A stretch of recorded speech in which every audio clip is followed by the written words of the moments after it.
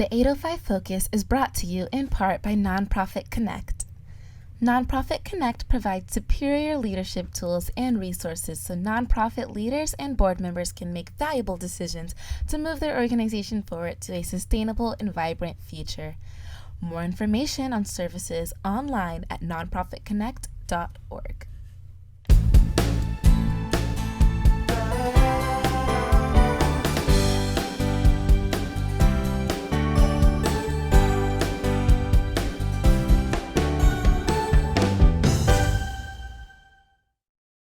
Welcome to 805 Focus.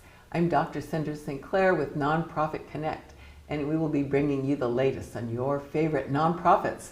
So get ready to be inspired. Our special guest today is Giselle Madrigal, and Giselle is with the Teddy Bear Cancer Foundation.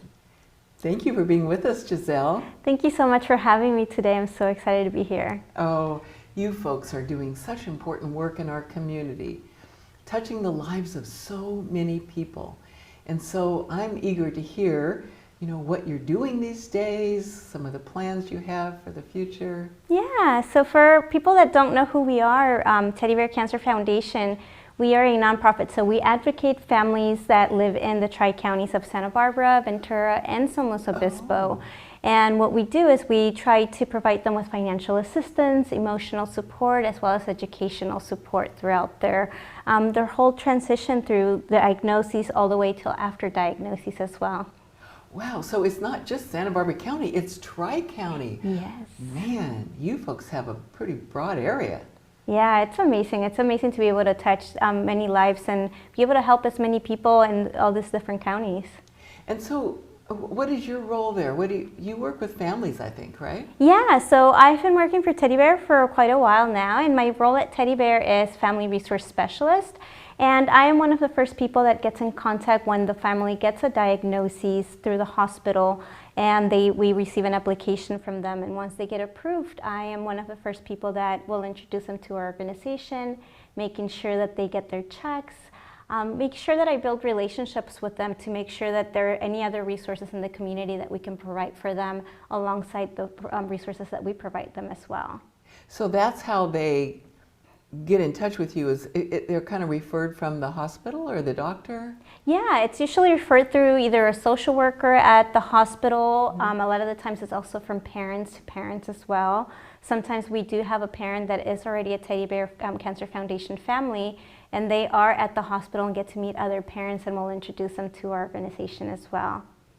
Alrighty, so can you give us some examples of the services that you provide to these families? Yeah, so we, for example, one of the things that we do provide is direct financial assistance for low to moderate income families. And we provide up to $5,000 for initial diagnosis with us. If then the child is then relapsed, then we provide another $2,500. Bone marrow transplant is another $2,500. And if a child passes for funeral fundings, we also provide another $2,500. Along that, we also provide educational support. So we cover the cost of tutoring with an agency as well, and also provide covering the cost of neuropsychological testing, which is recommended by a lot of doctors after a person has gone through any type of treatment or such. Yeah, so we cover that, and then also educational advocacy, and we provide, like I said, tutoring, and neuropsychological testing, and emotional support, like support groups. And right now we're doing a lot of project holidays, like for Mother's Day, Father's Day, and any other holiday throughout the year.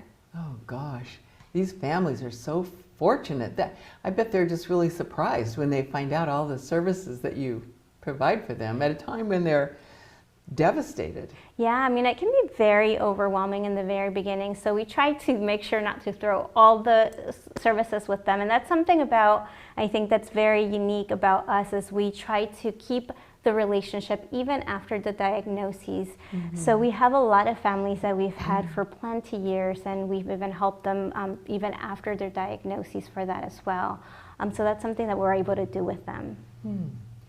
Wow, so I'll bet you've got some stories to tell us.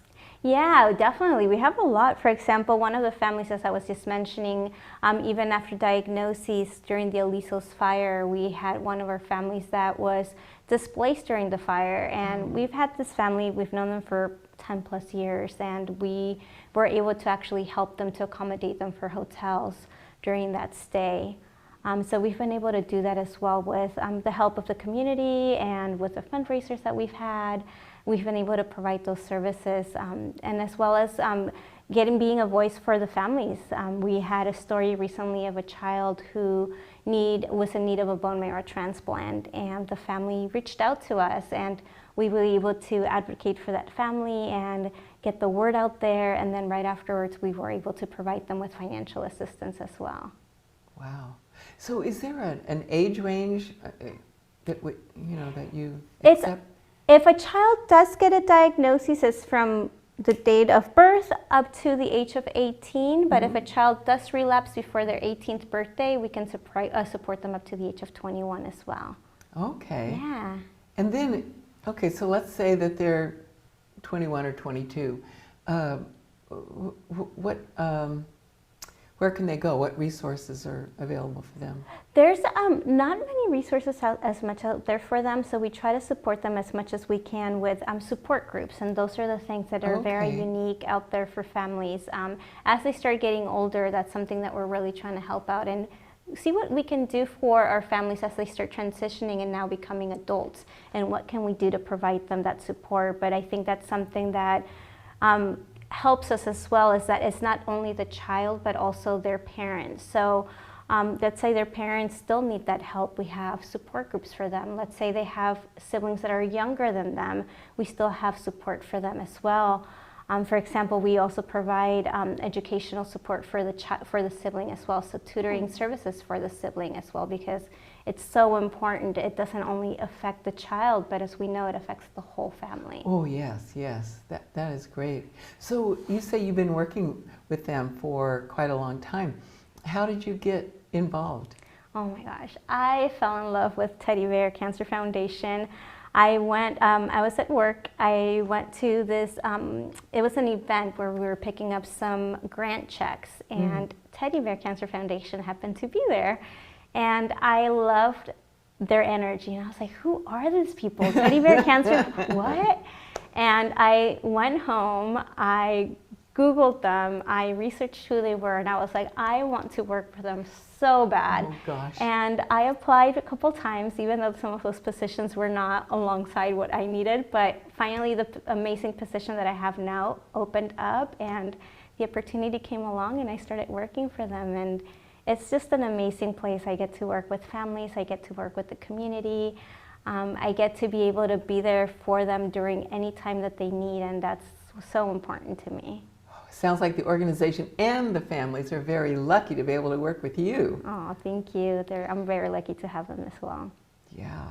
So, okay, let's talk about, do you folks use volunteers?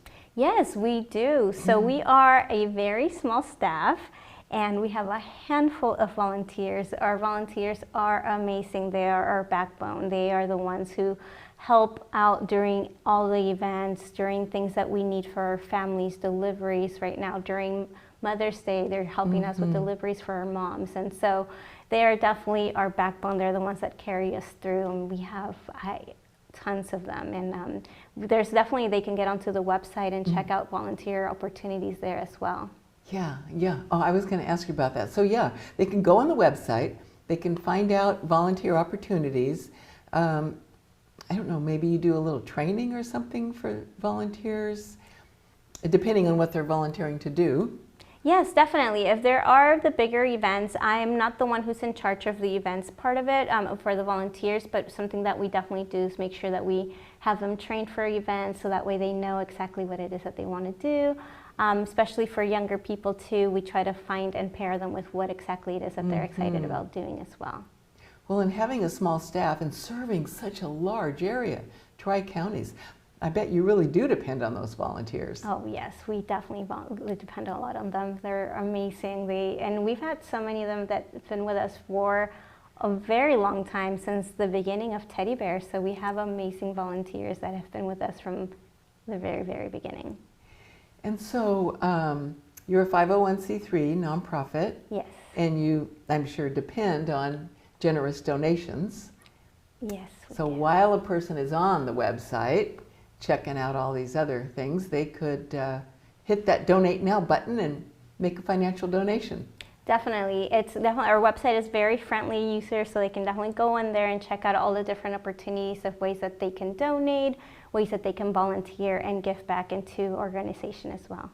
And they might even, you know, have someone that they want to refer to the organization, and they can find out how to do that. Or Definitely. We are there on our website, and then they can also check us out on social media. We are starting to become very active, as well as there for all the different events that are coming up, all the volunteer opportunities. So make sure to check all that stuff out, and it's definitely on our website, so you can follow us there. yeah, and I know you guys do events. I was at one not too long ago, and it was fabulous. Oh, Yeah. they are amazing. I love Yeah. them. I always look forward to them. They make me so happy, and seeing our Yeah. families and volunteers and donors and everybody. Yeah, and very touching, some of the stories that I heard that day. Definitely. Yeah. So I'll bet you collaborate with a lot of different organizations to make all this come together. Definitely, we do a lot of collaborations. One example, is the ones that we partner with Great Potential, and they are the ones that help us with the tutoring aspect. We also work with a lot of different facilitators throughout the Tri-Counties to help us run the support groups for our families. So we definitely collaborate a lot and depend a lot on the community to help us out running our programs as well. Gosh, that's it's a big job. Definitely. So do you have offices in all 3 counties, or do you just serve the Tri-Counties from the office here? Yes, we just serve from the office here in Santa Barbara, and then we just have a lot of different people and connections throughout the Tri-Counties that we can speak with as well. Do you think that most communities have an organization like this? There definitely are a lot of different nonprofits that help and serve families with a child that's living with cancer. And then, so we definitely try to connect them with them as well, and try to become very close, and we actually do collaborate with them as well. Wow. So I'm just amazed that you're able to. How many people do you serve, let's just say, in a given year? Oh my goodness. Can be anywhere about 100+ families. Yeah. Yeah. That's a lot. Yeah. I'm Yeah. amazed that you can serve so many people with such a small staff and some hardy volunteers. Definitely, and I think it's always about listening to our families as well, and their needs are.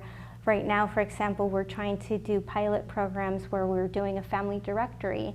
We are speaking, as we're getting to know a lot of our families, so many of them have beautiful skills and talents. Some of them have even businesses, so we're creating a family directory business where we can let people know in the community we have all these amazing people in our Teddy Bear Cancer Foundation families that have these skills.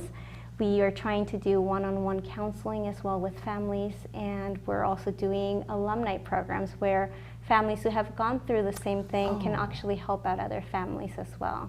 That is a great idea. Yeah. Have you been doing that one for very long? No, we are just getting in the process of that, so it's something that we're talking about and trying to move along to make it happen, because I think it's so important. And I know a lot of families they definitely want to be able to be there for other families and just talk to them and be there for them, like, you know, maybe they needed someone there for them as well. That is a great idea. Yeah. So, gosh, I'm just imagining how devastating it would be for a parent to get that diagnosis. And would you say that most of the children are on the younger side when they're diagnosed, or are they kind of all over the age range? It would be, I would say there's a range of it. We do see a little bit of the younger kids, but sometimes, like I said, it really depends from year to year. Every year is different, but we mostly get anywhere between like teens and under, so 14 and under. Okay, so 14 and under, yeah.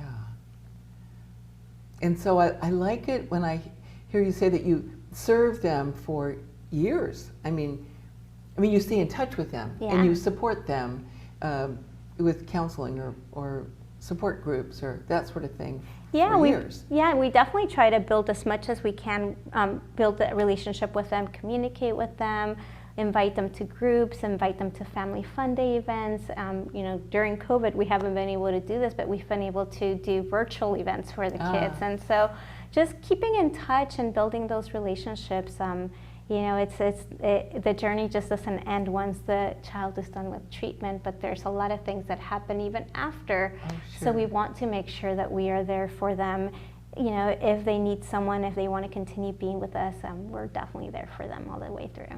That's great. Do you know how Teddy Bear Cancer Foundation started and how long ago and all that? Yes, it started in 2002, Nikki Katz, and she basically had a friend who had a child who was diagnosed with cancer, and they didn't know where to go. They didn't have any help anywhere. There was nowhere that they can have help from, and so Nikki Katz decided, okay, let's open something up around here. And you know, with the help again of the community connections that she had, she was able to open up Teddy Bear Cancer Foundation, and it is what it's now. And it's been almost 20 years, and we're so excited that it's been with us for so long, and we've been able to help so many families.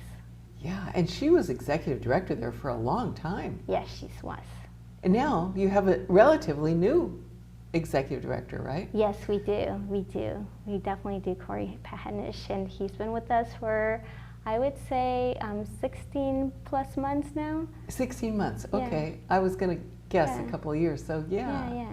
And so how's that working out? He came from outside of Santa Barbara, right? Yes, from San Diego. Okay. He is amazing. We love him as part of our staff. He has been such an amazing person to have, a great advocate for not just the families but for the staff, and how we can be able to continue to support each other, to be able to continue to support our families. And so he has been a blessing to come to Teddy Bear, and I'm so happy, and I know everybody at Teddy Bear is so happy to have him too. Oh, good. I'm Yeah. so glad. So we have a couple minutes left. Is there any other message you would like our audience to know about Teddy Bear Cancer Foundation? Yeah, I definitely do. I want people to be able to go into the website and check out all of our different programs. We have so many different ways that people can help us advocate for families, continue helping out, volunteer opportunities. A lot of the teens sometimes will give us a call as well if they need community service hours. We have those things available for them. And just continue advocating and getting to know, and if they do know of any families that are battling with cancer that live in the Tri-Counties, connecting them to us, because we would love to be able to help them one way or another. Great. Let's just say you've got a family up in San Luis Obispo. Then, does somebody from the foundation drive up there and talk to them? Do they come down? How does that work? A lot of the times the families are so busy. So for example, we do have some families that do live in San Luis Obispo, and their hospital's in Stanford, so they have to go all the way up north. So they are hardly ever there. We do have volunteers that will drive to San Luis Obispo. A lot of the times, if the families are in the hospital in Santa Barbara, they'll come here and we'll get to know them. But it's a little harder because it's such a far distance, but definitely those communications are so important. Something that we started doing, especially during COVID, was family Zoom meets. So getting to know the whole family during a meeting, and getting to know our faces, because we weren't able to, connect with them one-on-one in person. So that has also helped out, especially for families that live so far away. Right, and so, yeah, I can only imagine it was a real challenge during the pandemic, but that's kind of a blessing, this Zooming thing that now you can do, and it really helps with the geographic distance in San Luis, Ventura, maybe down in Westlake or wherever. Definitely. For example, support groups have been such an amazing thing for families. Our support groups were in person, and so we would have family-style dinner for the first half an hour, and then we would separate and go into separate groups, the parents in one group, teens and children's. And then during COVID, we didn't know what to do, so we said, let's do a virtual groups. And so it was really great to be able to have that, because it allowed for parents to sign on while their child's in the hospital, while they're in the room, while they're at home. So it made it easier. Families that did not have transportation were able to actually get those support groups. So it has been a really great thing for us to be able to have that as well for them. That's great. Something wonderful came out of something pretty challenging. Yeah, definitely. Yeah. Well, Giselle, thank you so much for all of this work that you're doing, you and your team at Teddy Bear Cancer Foundation. And thanks for coming on our show to tell us all about it. Thank you so much for having me. This was so much fun. Yeah. And thanks for joining us on 805 Focus, and we'll see you next time.